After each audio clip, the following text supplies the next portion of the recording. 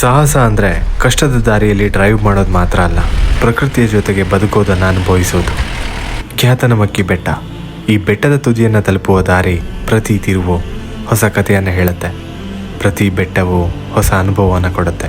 ಪ್ರತಿ ಮೋಡವು ಹೊಸ ಕನಸುಗಳನ್ನು ತೋರಿಸುತ್ತೆ. ಕುವೆಂಪು ಅವರು ಹೇಳಿದಂತೆ, ಬಾ ಇಲ್ಲಿ ಸಂಭವಿಸು, ಇಡೀ ಭೂಮಿಯೇ ನಿನ್ನ ಮನೆ ಅಂತ. ಇಂತಹ ಜಾಗಗಳಿಗೆ ಬಂದಾಗ ಮಾತ್ರ ಪ್ರಕೃತಿಯೇ ನಮ್ಮ ನಿಜವಾದ ಮನೆ ಅನ್ನೋ ಭಾವನೆ ಬರುತ್ತೆ. ಗಾಳಿ ಜೋರಾಗಿ ಬೀಸುತ್ತೆ, ಮೋಡಗಳು ನಮ್ಮ ಜೊತೆನೇ ನಡೆಯುತ್ತೆ. ಮಳೆಯ ಹನಿಗಳು ಮುಖಕ್ಕೆ ಬಿದ್ದಾಗ ಮನಸ್ಸು ಮತ್ತೆ ಮಗುವಾಗಿಬಿಡುತ್ತೆ. ಸಾಹಸ ಅಂದರೆ ಗಮ್ಯಸ್ಥಾನಗಳಿಗೆ ತಲುಪೋದಲ್ಲ, ಆ ದಾರಿಯಲ್ಲಿ ಸಿಗುವ ಪ್ರತಿಯೊಂದು ಕ್ಷಣವನ್ನು ಅನುಭವಿಸುವುದು. ಕೆಲವು ಜಾಗಗಳು ಕ್ಯಾಮ್ರಾದಲ್ಲಿ ಮಾತ್ರ ಉಳಿಯೋದಿಲ್ಲ, ಮನಸ್ಸಿನಲ್ಲೂ ಶಾಶ್ವತವಾಗಿ ಉಳಿಯುತ್ತೆ. ಈ ಖ್ಯಾತನಮಕ್ಕಿ ಬೆಟ್ಟ ಕೂಡ ಅಂಥದ್ದೇ ಜಾಗಗಳಲ್ಲಿ ಒಂದು. ಇಲ್ಲಿ ನಿಂತಾಗ ಪ್ರಕೃತಿ ಒಂದು ಮಾತನ್ನು ಹೇಳುತ್ತೆ, ನಿಧಾನವಾಗಿ ಹೋಗು, ಆದರೆ ಎಲ್ಲೂ ನಿಲ್ಲಬೇಡ ಅಂತ. ಈ ಬೆಟ್ಟವನ್ನು ಏರುವ ಹಾಗೆ ಜೀವನ ಕೂಡ ಒಂದು ಪ್ರಯಾಣ.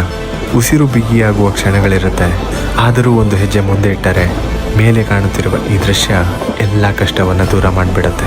ಬಹುಶಃ ಅದಕ್ಕೆ ಅನಿಸುತ್ತೆ, ಸಾಹಸವನ್ನು ಇಷ್ಟಪಡುವವರು ಪ್ರಕೃತಿಯನ್ನು ಇನ್ನೂ ಹೆಚ್ಚು ಪ್ರೀತಿಸುತ್ತಾರೆ. ಈ ಖ್ಯಾತನಮಕ್ಕಿ ಬೆಟ್ಟ ಜಸ್ಟ್ ಒಂದು ಹಿಲ್ ಸ್ಟೇಷನ್ ಅಲ್ಲ, ಹೃದಯದಲ್ಲಿ ಉಳಿಯುವ ಒಂದು ಅನುಭವ.